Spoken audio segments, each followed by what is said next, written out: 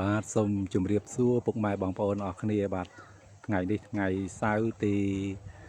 13ខែមិថុនាឆ្នាំ2026បាទថ្ងៃនេះ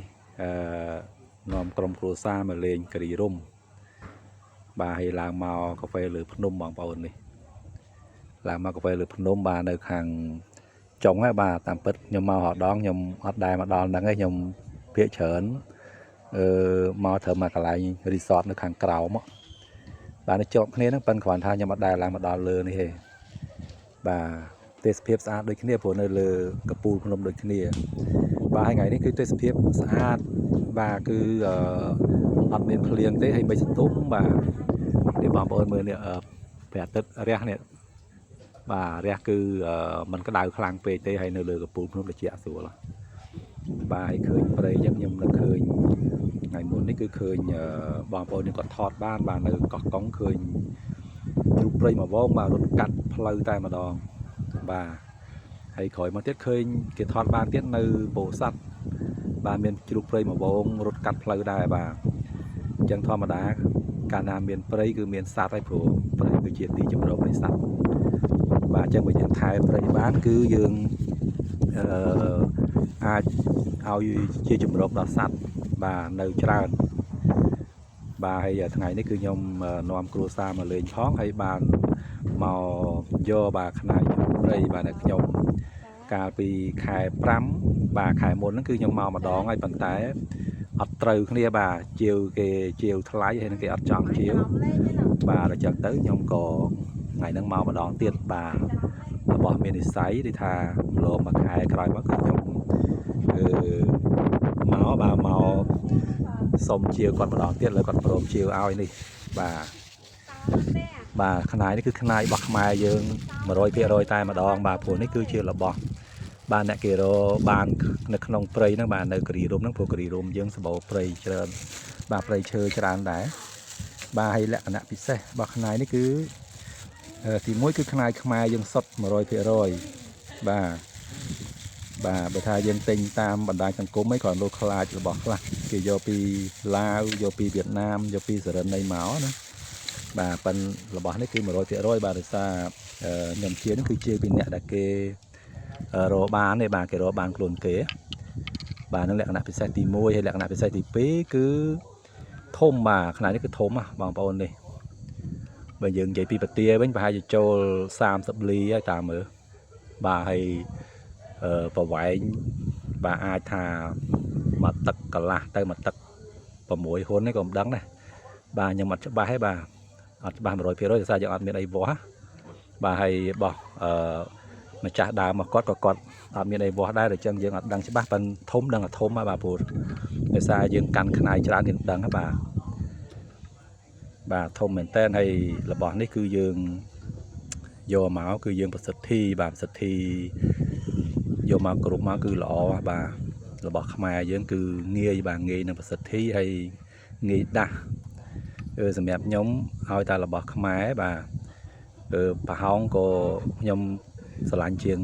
ខ្នាយតាន់យកមកពីក្រៅស្រុកដែរបាទបើថាយើងខ្នាយខ្មែរតាន់វាមិនងាយរកអញ្ចឹងឲ្យតែបានប្រហោងអញ្ចឹងក៏បានប៉ុន្តែឲ្យរបស់ខ្មែរយើងឲ្យតៃសាបាទគឺសម្រាប់ខ្ញុំគឺខ្ញុំស្រឡាញ់ជាងបាទហើយបើយើង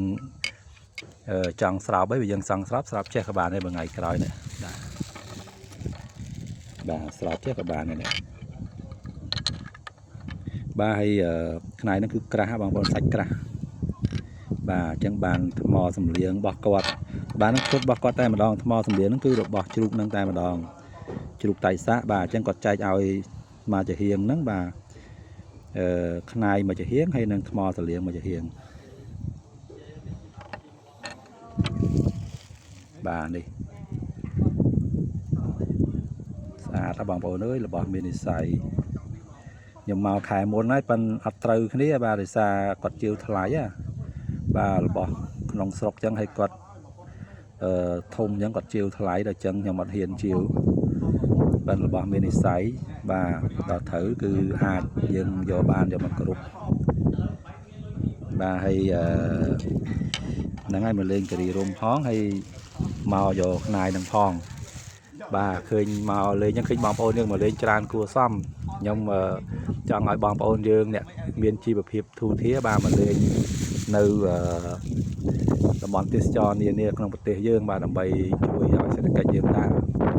បើអ្នកអត់សូវមានលុយអានឹងយើងកុំសូវដើរប៉ុន្តែអ្នកមានលុយគួរតែដើរខ្លះទៅដើម្បីឲ្យសេដ្ឋកិច្ចយើងដើរ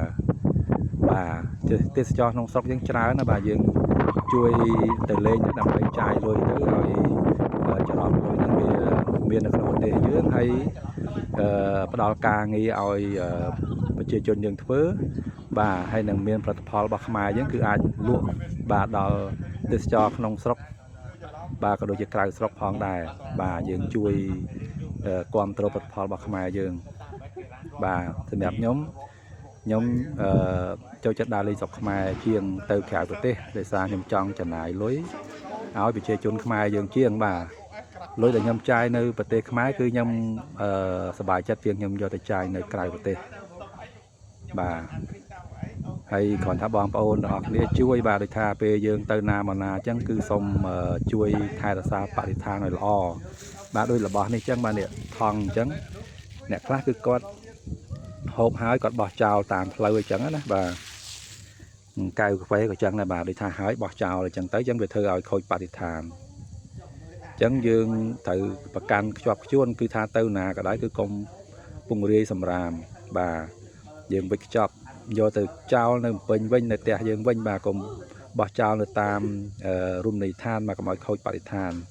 ព្រោះធម្មតាកន្លែងដែលស្អាតមានបរិស្ថានល្អគឺមានគេមកលេងហើយតែគេមកលេងគឺមានចំណាយអញ្ចឹងយើងអ្នកក្នុងតំបន់គឺយើងអាចមានចំណូលហើយបាទអញ្ចឹងយើងធ្វើមកជួយថែរក្សាបរិស្ថានទាំងអស់គ្នាបាទដើម្បីឲ្យមានទេសចរបាទជាពិសេសទេសចរបរទេសបាទគេមកលេងប្រទេសខ្មែរយើងបាទអញ្ចឹងអរគុណច្រើនបងប្អូនទាំងអស់គ្នាខ្ញុំនេះគ្រាន់ថតចែកជូនបងប្អូនមកលេងកម្សាន្តទេបាទតែពិតខ្ញុំសារទៅខេត្តប៉ុន្តែខ្ញុំអត់សូវបានថតទេបាទទៅញឹកញាប់ដែរប៉ុន្តែអត់សូវបានថតទេ